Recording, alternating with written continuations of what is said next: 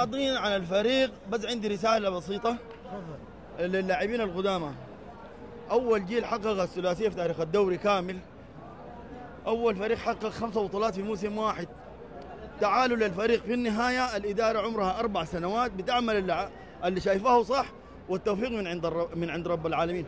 لكن انتوا لاعبين قدامى اخذتوا شهرة واخذتوا مكسب واخذتوا كل شيء من النادي ده، والنادي الحين محتاج لكم يا لاعبين القدامى من التسعينات ومن قبل. خالد المعجل، عبد الرحمن الرومي، احمد عطيف. اطلع من الاستوديو احمد عطيف، تعال طالع هنا، تعال الملعب، تعال شجع فريقك.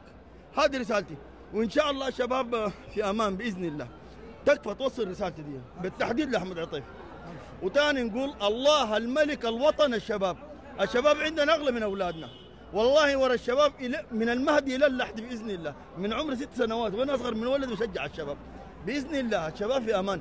بس اللاعبين القدامى تعالوا، اللاعبين القدامى تعالوا. احمد عطيف اطلع من الاستوديو وتعال لفريقك.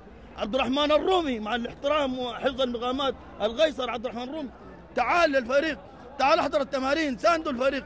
اللاعبين القدامى